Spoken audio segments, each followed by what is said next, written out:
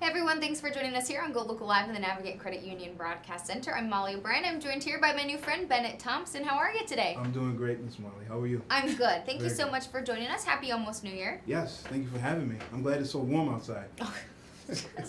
Jokes on everyone in New England for being so cold. We're excited to have you. Congratulations. Bennett is GoLocal Prov's and United Way's next emerging leader in the community. So United Way and GoLocal Prov have teamed up to define and recognize Rhode Island's next emerging leaders in the community. So Bennett Thompson here is one for December. We snuck you in before January. Hey, I appreciate it. I really do. So we're excited to talk to you about what you've been doing in the community and kind of quiz you on what you have been doing in the community and recognize you as an emerging leader. So let's tell people a little bit about you. So you are a Medicare sales consultant with Blue Cross and Blue Shield of Rhode Island. Yes. And since 2014, you've been a member of United Way Rhode Island's Young Leaders Circle, helping grow membership to more than 1,500, making it the largest young professional group of its kind in the state, which is cool.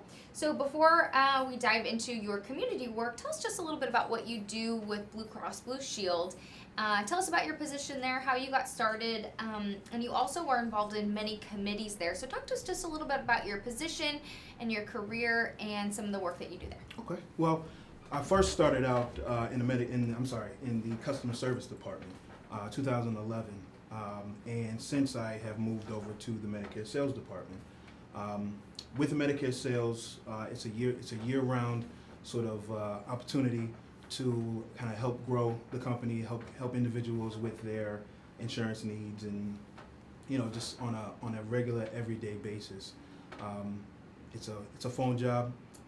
It's very rewarding in being able to hear the person on the other end of the phone, just have that nervousness when you first talk to them, and then you have the ability to kind of just calm them down and say, listen, we're going to work on this together.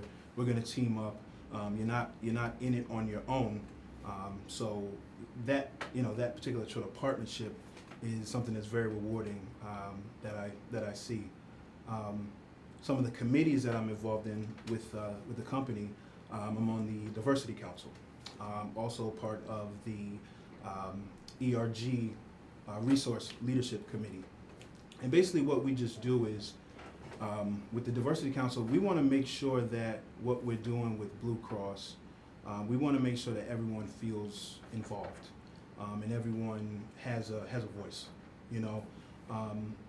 One of the worst things that you probably could do is be in an environment or in a group where you feel like you don't have a voice, or you feel as though it's not something that works well with you. And if you're spending 8-9 hours a day in a particular place, who doesn't want to feel involved in those opportunities? So we do a lot of great work with the Diversity Council.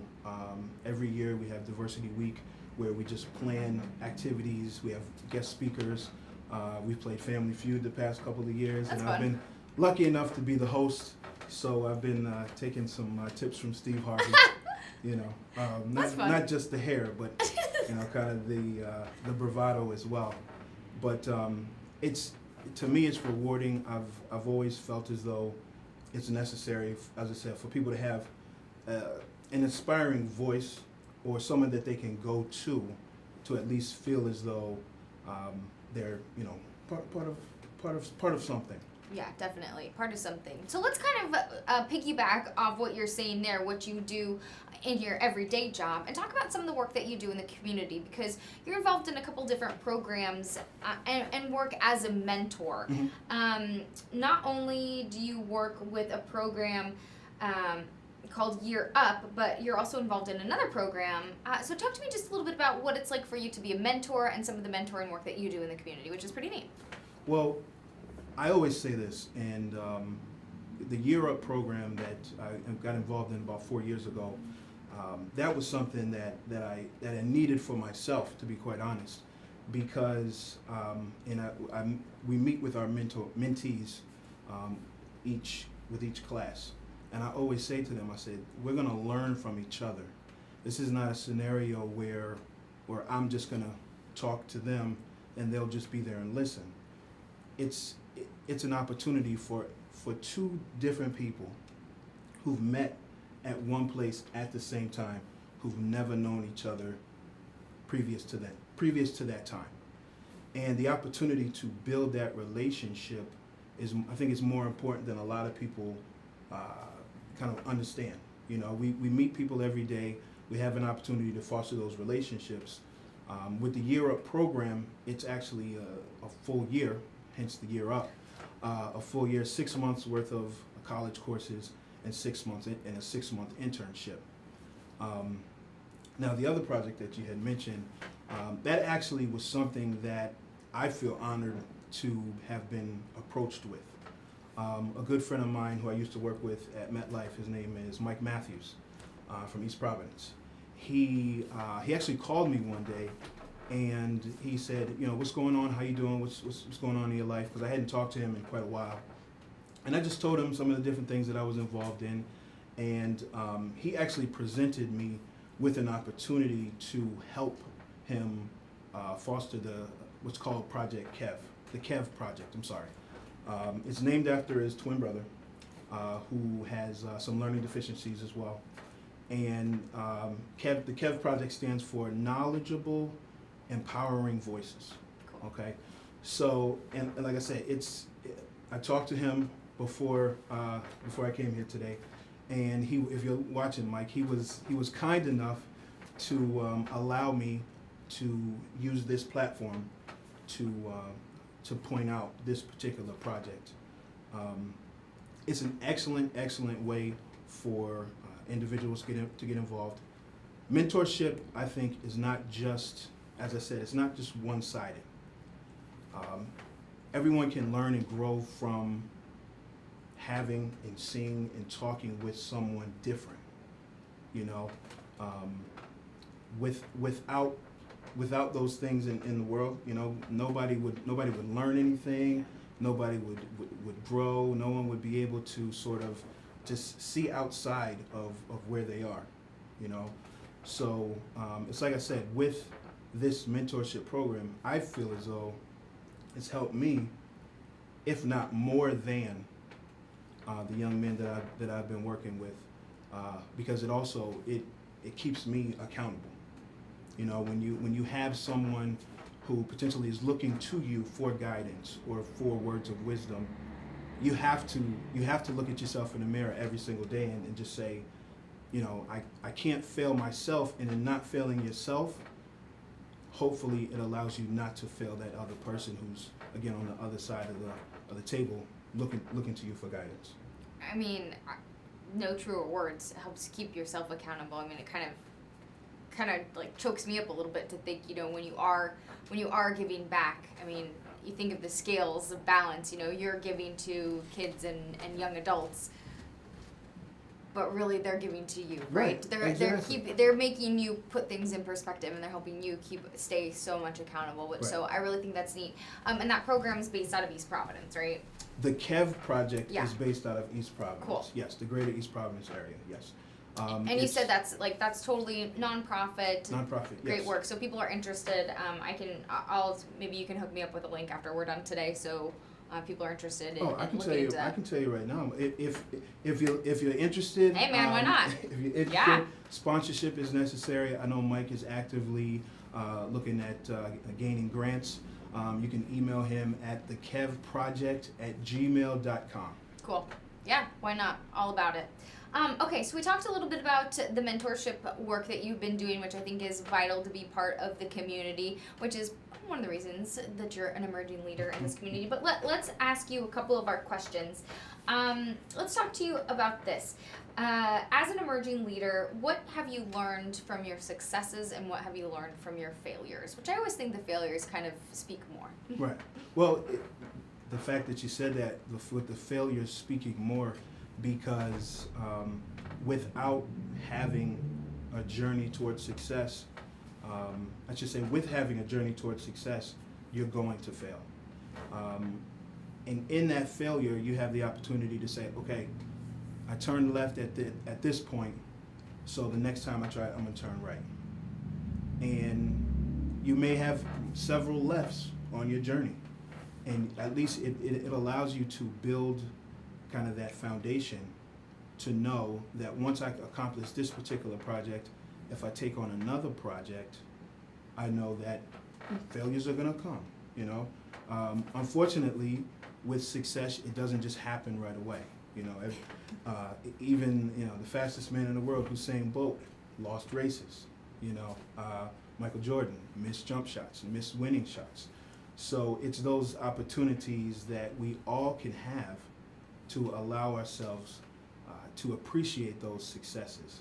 I think we celebrate, I just mentioned, you know, two very great athletes. We celebrate them based upon what we see them doing. But we often don't see, you know, the background of that. That's true. We don't see what they're doing on, you know, at 4 o'clock in the morning, at 12 o'clock at night. So a lot of times we just think it just happens. That's true. You know, so we have to also take accountability within ourselves to know that we may have a goal, but we have to make sure that we're putting in that extra work at 4 o'clock in the morning, at 12 o'clock at night, at noontime, when each and every opportunity that we have. I think that we shouldn't be afraid of the failure, but we should be afraid of the failure stopping us from having the success. I think you're onto something there. So you're actually not from Rhode Island. No. You came to school here, and you're giving back to our community. So I'm interested kind of on getting your perspective on how you continue to why you're here and why it's important for you to give back to this community, and why you're invested in Rhode Island and why you're invested on making it better. Great question. Well, yes, I was born in East Lansing, Michigan, grew up in Harrisburg, Pennsylvania. I came to school here at Johnson and Wales, and I've had an opportunity to meet a lot of great people who hopefully are able to watch this at some point. Still have a lot of great friends from school, graduated together, still are connected, and have met a lot of great people after that. I know that it's important that no matter where you are, you want to make a difference, and you want to make it a point to, at the very least, move the needle in a positive direction. I wouldn't feel comfortable and confident, you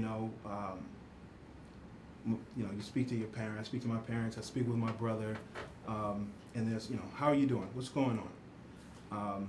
And I know with the family that I have, and with us being so successful as a family, and I don't mean that from a standpoint of winning awards or anything like that. I just mean having the ability to have that success as a unit. It's not a competition, but it's more of a, let's make sure that we give of ourselves. So being here in Rhode Island, it's not about where you're from a lot, it's about where you're at, So I wouldn't want to just sit around and not be able to give back, and also, again, receiving as well, receiving those gifts in many, many different ways. I like that. Okay, so we talked about all that serious stuff, all that good stuff. Let's talk about a couple fun things since you are here. Do you have a favorite spot you like to go and just hang out or relax or enjoy in Rhode Island? Ooh, I do. I enjoy going to Franklin and Rogers, which is actually right in front of us. That's where I go and get my attire on a not too often, but that's why you look so sharp. I do my best. So, Roger, I appreciate all of the suits. I really do. I enjoy Jackie's Galaxy. A lot of us from Blue Cross will go over there after work so good. for holiday parties. They do a great job. The manager, Al, he's a great guy. Hopefully he sees this as well. Main Street Coffee. Oh, so good. Is a great place to go, definitely. And also, the YMCA. We want to make sure. Love the Y. Right. We want to make sure we go to the Y as well. Support the local community. Yeah, I heard you're a big fitness buff. I enjoy it. You work on your fitness. Well, it's a ever changing, scenario. Some days you want to do it, some days you don't. But I think the most important part of it is to at least make sure that you do. You know, not only do we have to work on our minds, we also have to work on kind of our total structure. I agree with you. Okay, so have you read anything good lately? Do you have a good favorite book that you have, or something that you've read lately that you've enjoyed, or audiobook, ebook, or paperback, something like that? Overall favorite, or just something you've read lately that you liked? Well, what I often do, I actually, that's a great question. I'm gonna give it a little bit. You're gonna take it your own way, spin it your own way. What I actually do is, because I walk to work. I don't live too far from work. Yeah. So I walk to work, and I always listen to these motivational speakers. You can go to YouTube. You can kind of just type in motivational speakers. Yeah. And so who's your favorite lately? My favorite lately is Les Brown. Okay. Les Brown is a gentleman who he has a whole host of stories, and he's even someone that came from a position where you wouldn't even think that he would be, you know, in arenas where people are coming out and they're seeing him, just one man, and he doesn't have, you know, it's not a magic show, he's not an illusionist, he's just giving of himself, and I listen to those for the sole purpose, again, to say, don't just be satisfied with what's just going on now. What's happening tomorrow? What's happening next week? What's happening next month? So I listen to those very, very, very often. Cool. Well, Bennett Thompson, thank you so much for joining us here on GoLocal Live, the Navigate and Credit Union Broadcast Center. It's been a true pleasure chatting with you, getting to know you, and congratulations on being our next emerging leader. Good luck and congratulations into the new year. Please continue all of your great work. Thank you very much. Appreciate it. I appreciate it as well. Please hang tight with us as we get ready to wrap up here on GoLocal Live.